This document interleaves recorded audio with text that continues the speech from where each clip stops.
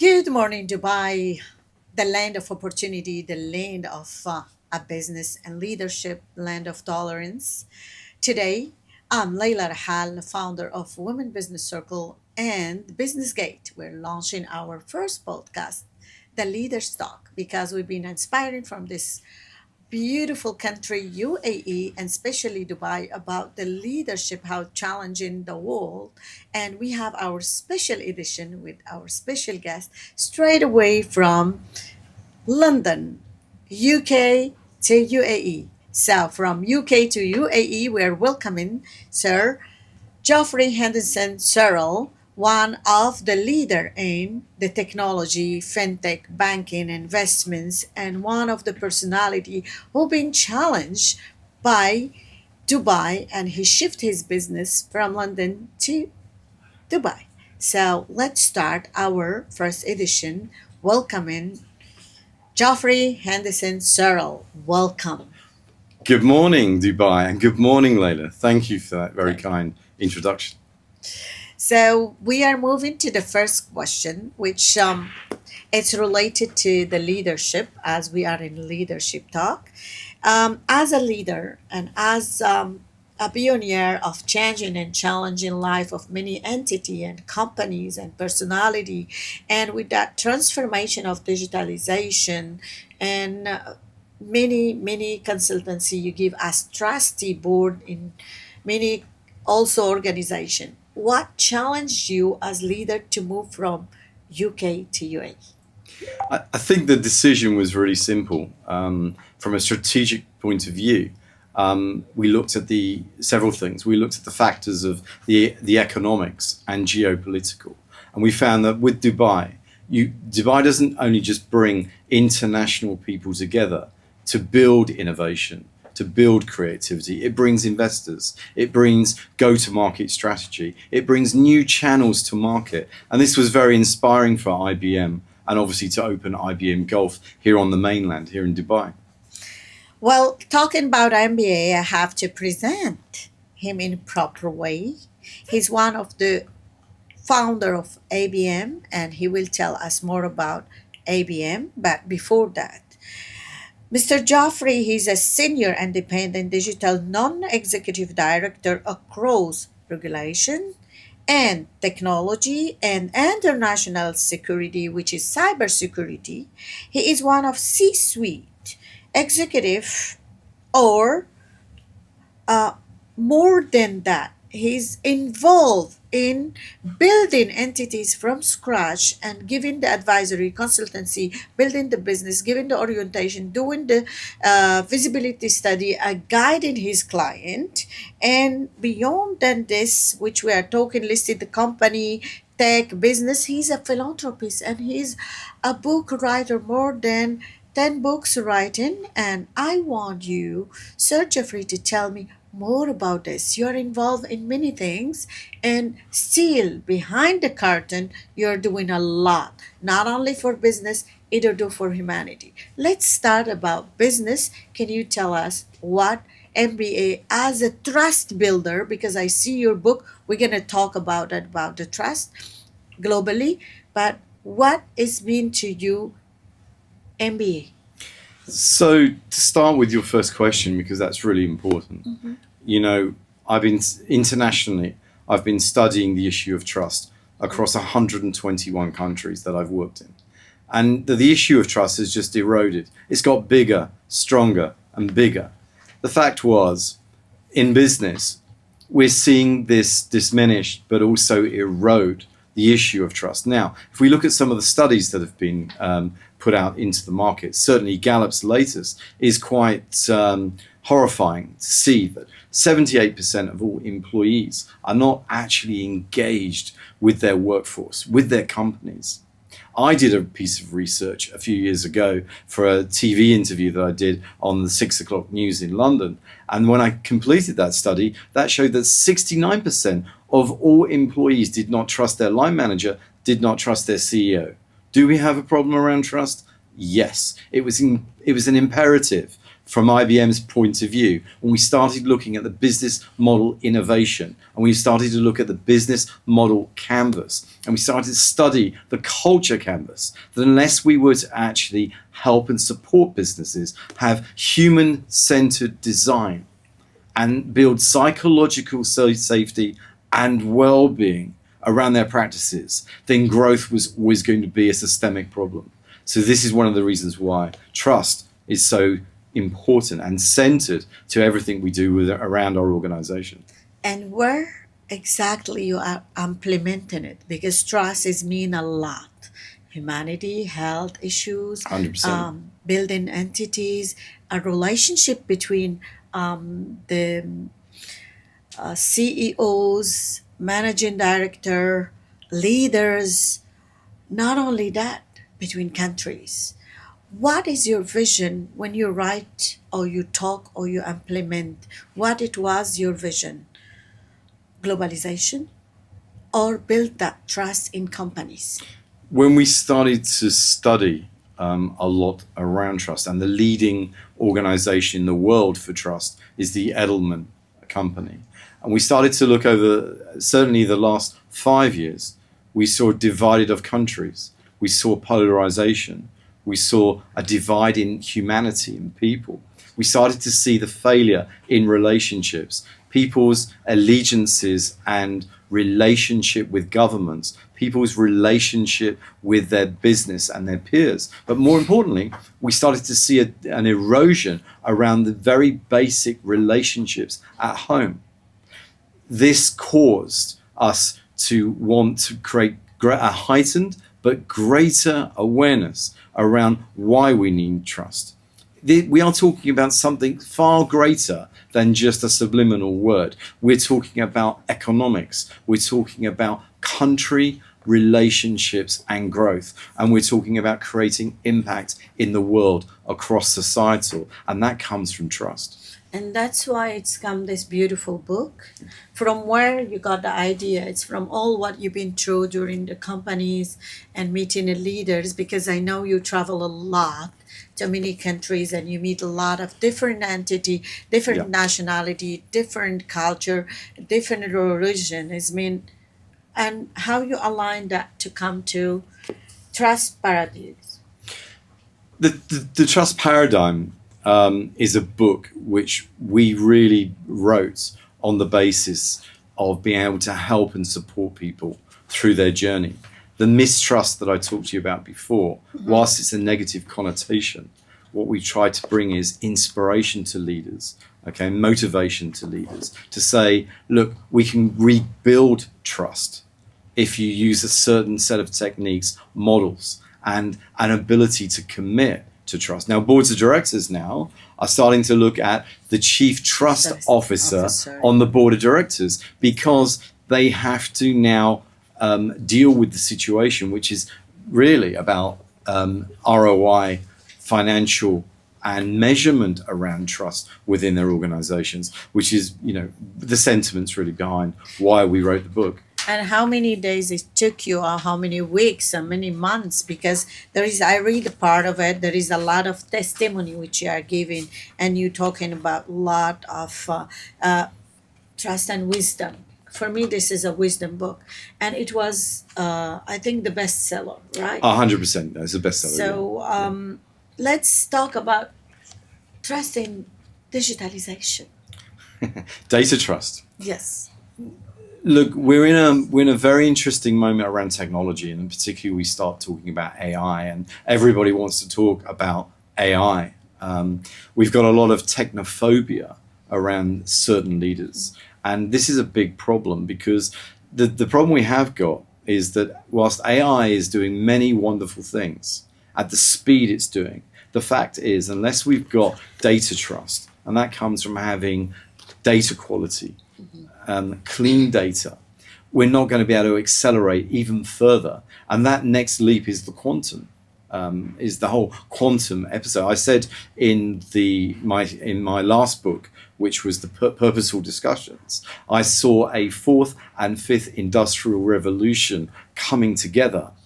And that is exactly where we are now today. And I wrote that book 5-6 years ago.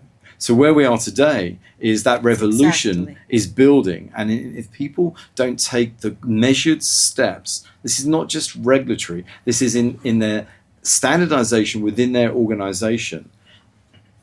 You look at technology, we look at people, and we look at process that has to be integrated, but it's not going to be done unless we actually have data trust. Leaders need to make informed decisions, Exactly. and they need to be able to challenge data patterns, data trends. That will only come from trust.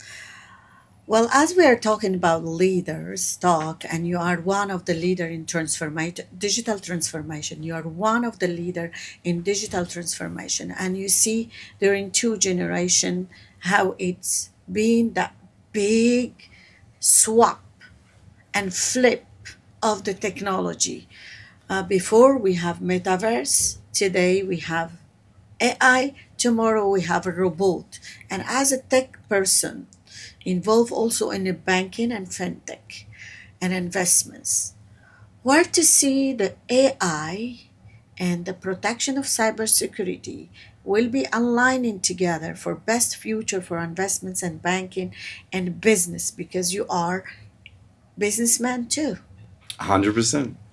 Look, the things you talk about and you touch on are incredibly important. You know, we talk about AI in many contexts, on many levels. But the fact is, if your data is not safe and is not protected, the actors are clearly finding new ways to actually attack businesses as well. We haven't really talked about that from Yeah. an internet security or cyber security world. We haven't discussed that, but we need to discuss it, because the speed of data is going to create gaps for the actors really smartly to get through 256 and to get through any of the protocols which we have on and around, digital infrastructures, digital software, and we have to accept that we're in unprecedented times of change. And that change, unless we protect ourselves, is going to get wide open, and we're going to see more and more cyber attacks. And this is not just financial loss. I mean, the Marks and Spencer's issue, you may remember, back in the UK, they lost 1.3 billion as a direct result of that. They had to do a complete rebuild, and they lost to the shareholders a net loss 356 million as a direct result. And that's just one example. The Jaguar Land Rover, everybody was stealing Range Rovers, right? Geoff, you talk about lost, but let's talk about the people who make a benefit. Let's take UAE as a prototype.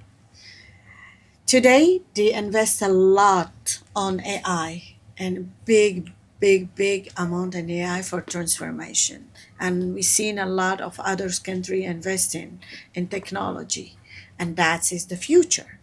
As leader, you move to Dubai, what you see as visionary, as businessman, as a person who's opening opportunity for others, how you see the future of investments and technology in the region.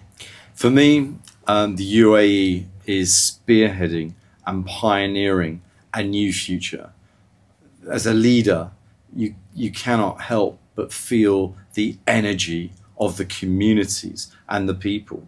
When I looked at the trust report for the UAE, I find that 95% of all employees are actually engaged. And most leaders in this part of the world are actually concerned about the 5% that are not trusting their leaders and needing better culture, better ways of operating, better new philosophies and ways of applying themselves in a new world, because Dubai is going to be 18.4 million people.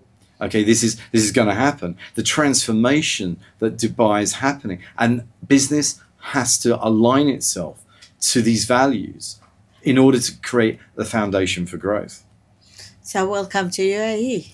Thank We you. are so proud and happy to be all of us in UAE, because we have a lot of challenges. We have a great leadership, and we have technology, we have peace, we have community, like you say. We don't feel stranger when we come to UAE, and more than that, as soon as you come, you are in the track, you're in big networking, you're meeting everyone, you're growing your business. In second, you can make your license. It take you 2 days to make your license, right? Yeah, and I've got my driving license soon. Super. So we're gonna move to the books. How many Yeah. books you write? What it was the rank of selling? How you got that top seller and top well known for writing the books, and what it was step by step that challenges for you books. So my first, if I can go back to the beginning, my first book wasn't actually going to be Freedom After the Sharks. It was actually going to be the company cookbook, because I had an idea to have I love cooking, so 100 recipes and 100 strategies. And I said to my business partner in the US, and Mark, and Mark said, yeah, this is going to be a big hit. And then one day I was driving to Flagstaff from Sedona, and I had this freedom hit me. This voice came to me, freedom, and then sharks, and then I ended up having a cathartic experience, with all the words. And I actually wrote my first book in a place called Sedona, which is in Arizona, US, with the Red Rock, and very high energy there. Actually, I would say similar energy in that one place in the US compared to UAE. Energy is very much the same. So that was a cathartic experience.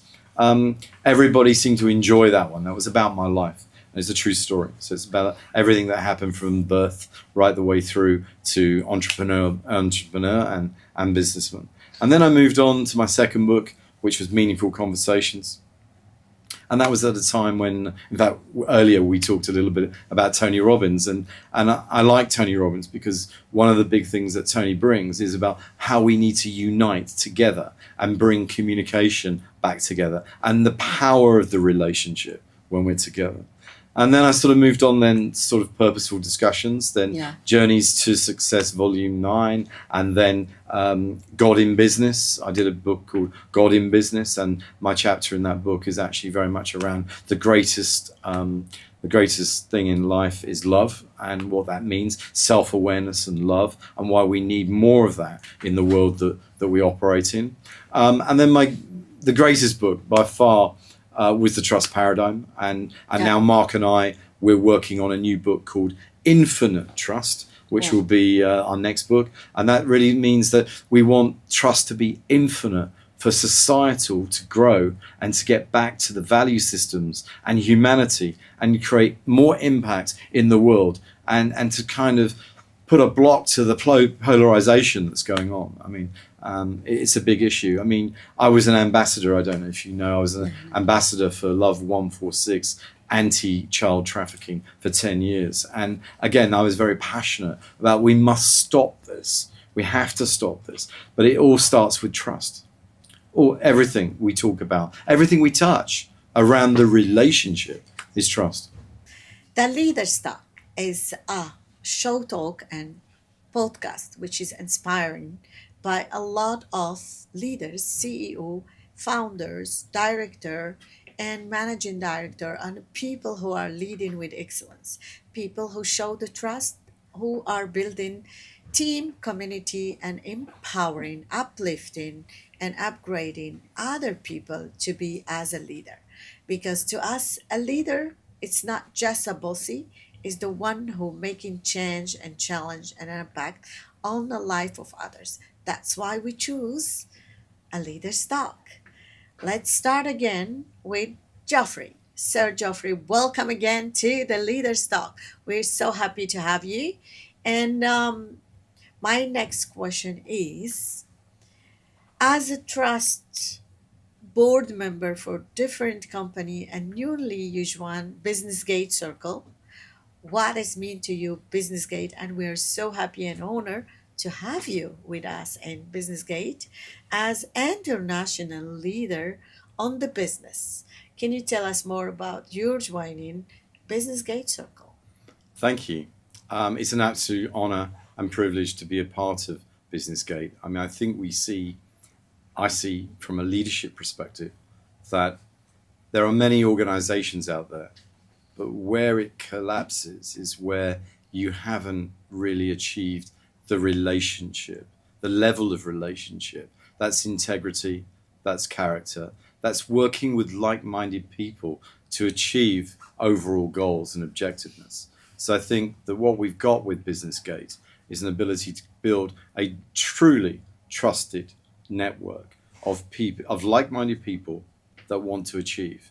I think there's a second caveat, and I think the second caveat is that BusinessGate is the answer to bridging opportunities internationally with a trusted network within Dubai that actually allows them to fulfill their business expansion plans and growth.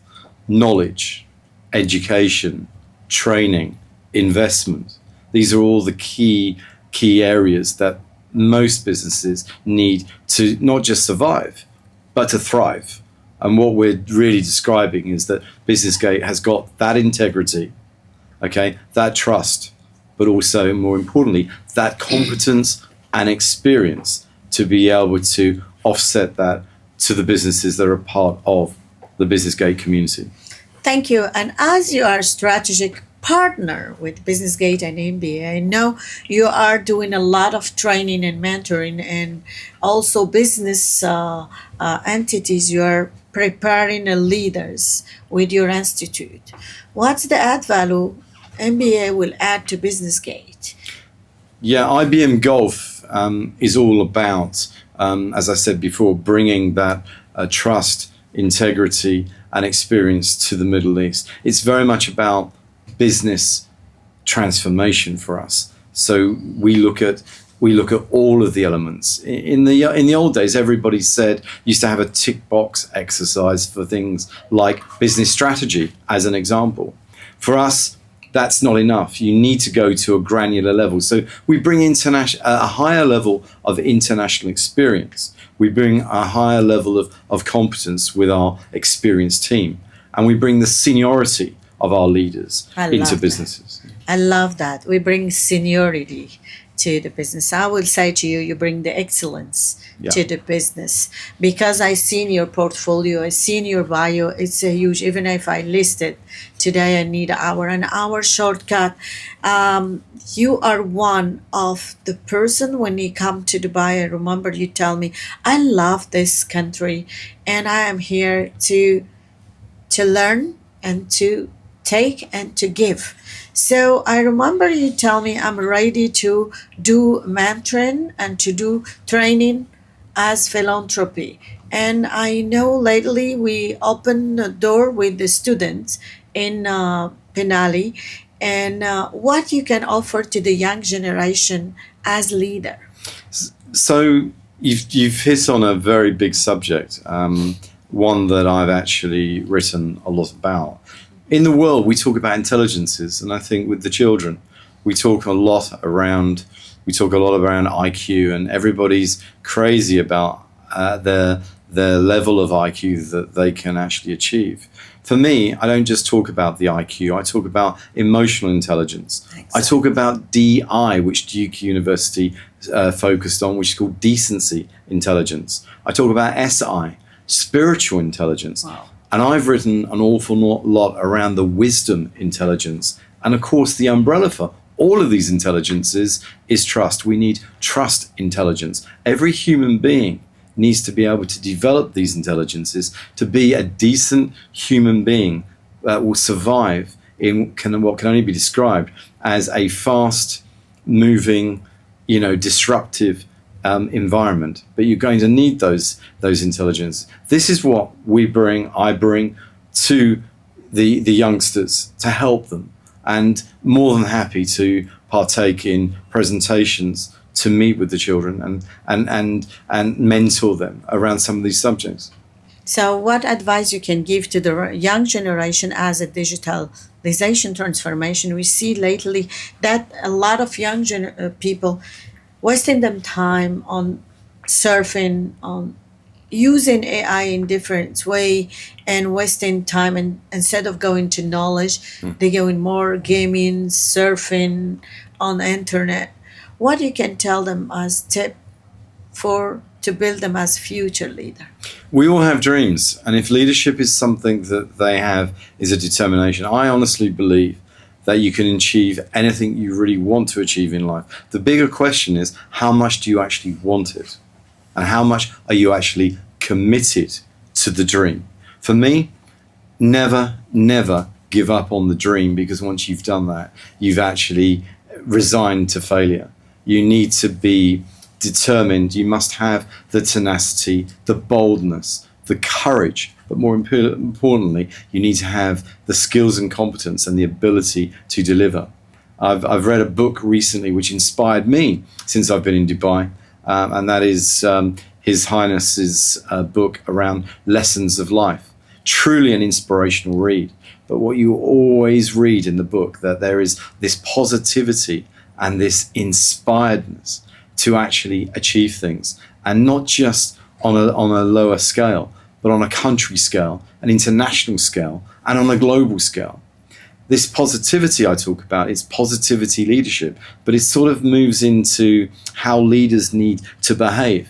And for me, the youngsters need to actually embrace this knowledge, embrace this wisdom, because they're our future. And without them, without their personality traits around these subjects, then we as a country, we as an international market will fail. That's fantastic. Dream, never stop to dream. Be bold, be resilient, be yourself, and always focus. That the young generation has to focus on them career, on them skills, and in them future. And we are talking about skills. I know in London you have institute which are offering MBA and doing education and training, and also building the leaders on the business field. So how you see the degree of people who are after this training, and why we have always to upgrade our skills in business, and which advice today you are giving us as leaders? Yeah, you're quite right about the constant upskilling, but we have to constantly reinvent ourselves. Okay, reinvention in everything we do is critical to our life path and our life's journey. The mindset, the human mindset, the human ability to be able to think differently. It's not just about being curious. It's about asking the right questions, and it's the ability to be able to have the answers. And in order to have those answers, we have to constantly reinvent ourselves. So how you see building the business without technology? How you see really, because today we're breathing tech. We are sleeping with tech, and we are wake up with tech. Everything is becoming our life tech. And lately I see in France and Sweden, they stop the young generation to use a mobile. Can you imagine us today without tech? It's an interesting one. I watched a TV interview only a few days ago, a very famous Hollywood actor, and he was being interviewed around his new blockbuster movie. And he said, the biggest problem I've got is that we used to have a start and a middle and an end.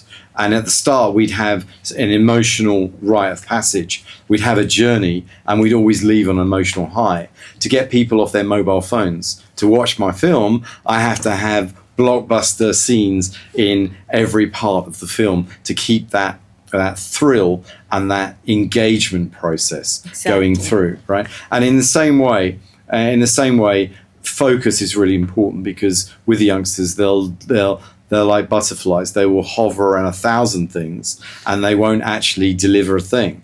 But if you look at actually focus that you talked about earlier, if you can reduce that to 10, 20 items, they'll execute. And, we're only going to build a nation if we execute more. We at IBM call ourselves a strategy to execution company, and we do that because we execute, and we execute fast. And so we have to, because of the fast changing, moving environment that we're all operating in.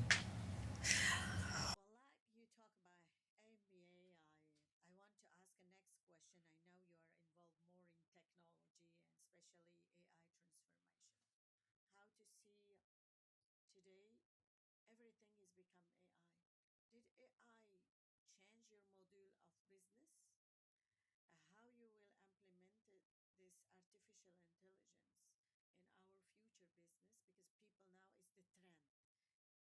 How this trend you think can grow our business and the future of the employment HR soon? So we've had several versions of AI.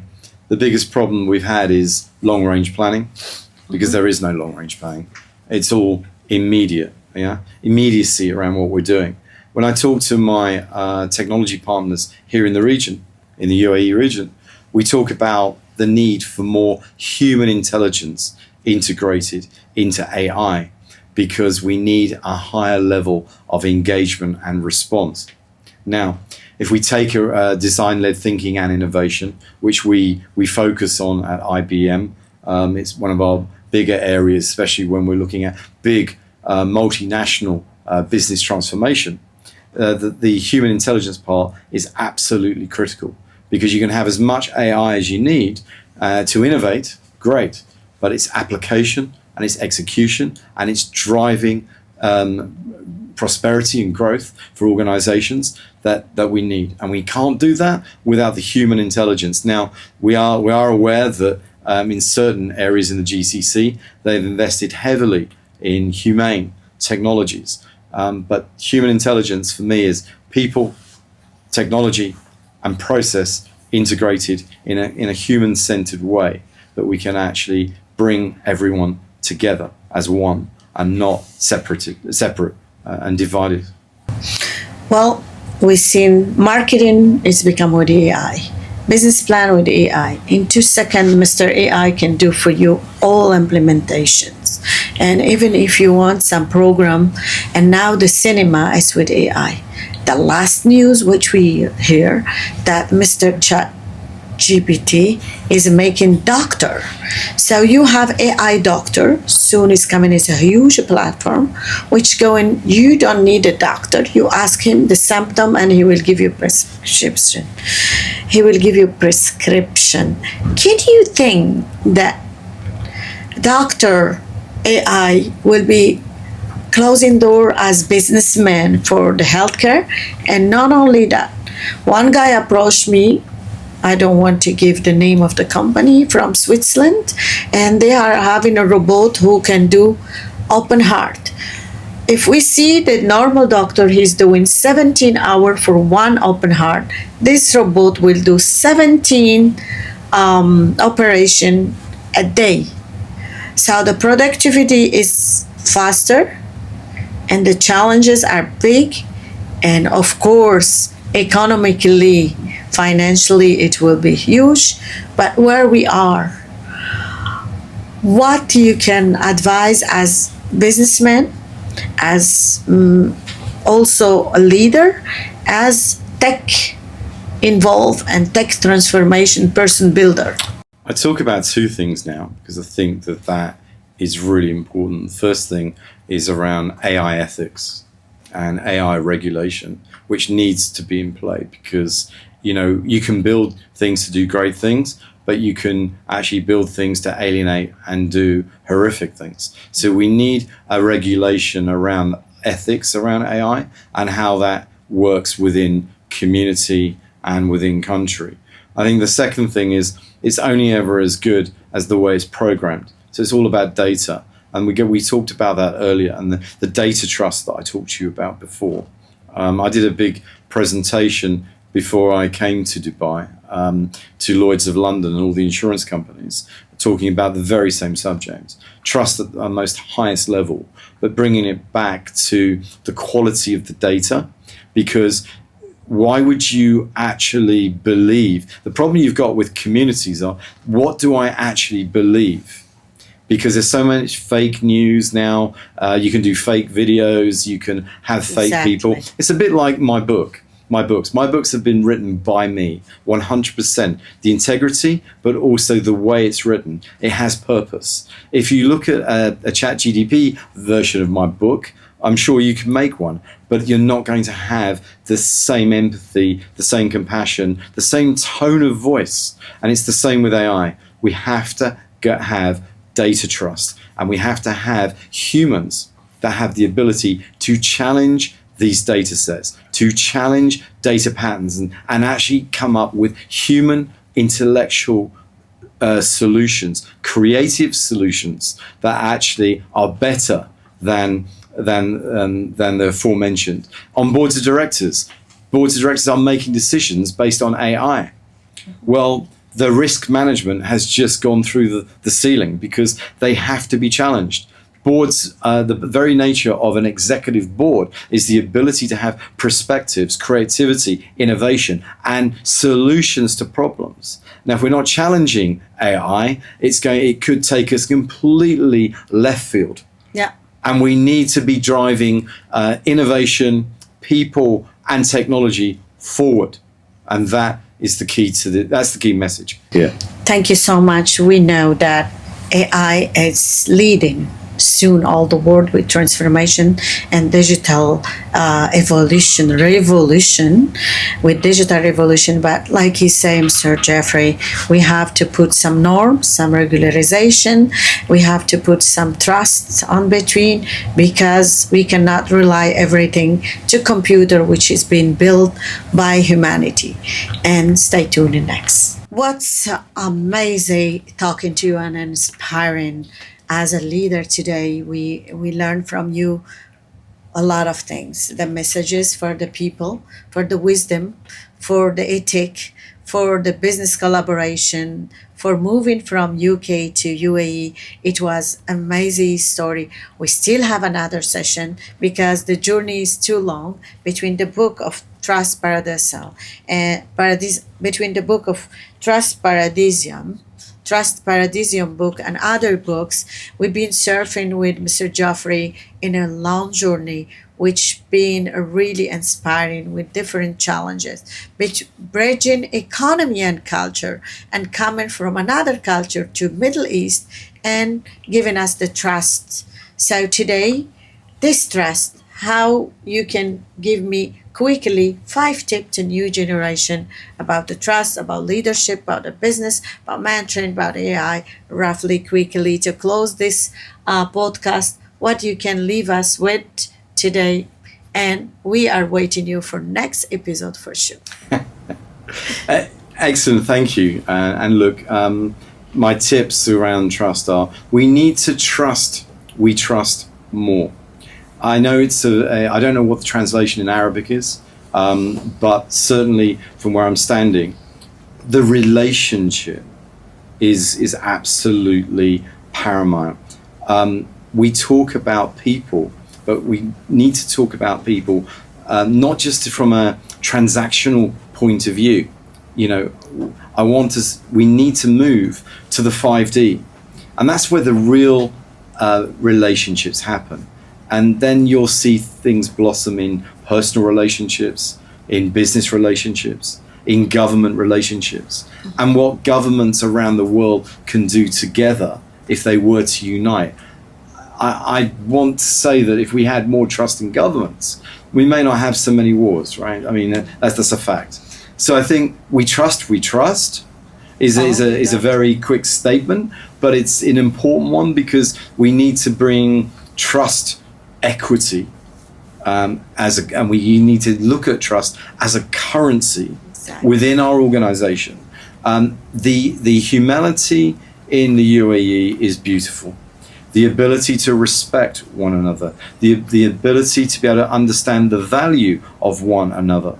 But it can't just stop in the UAE. However, I see trust as a competitive advantage within the UAE, with the value system, with the people, and the humanity that we have here.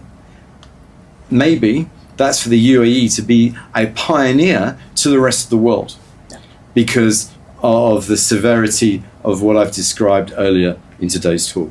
Beautiful. So trust mandatory, humanity needed, because we are human beings, and tolerance is and commitment. Today we are in a land which challenging a lot of people, a lot of millionaire and billionaire move to UAE because of trust. So we all trust UAE. Thank you, Jeffrey. And we're so happy to host you again and again for another episode. Stay tuned with us with the Leaders Talk and Business Gate and MBA with Jeffrey. Thank you very much. Thank you.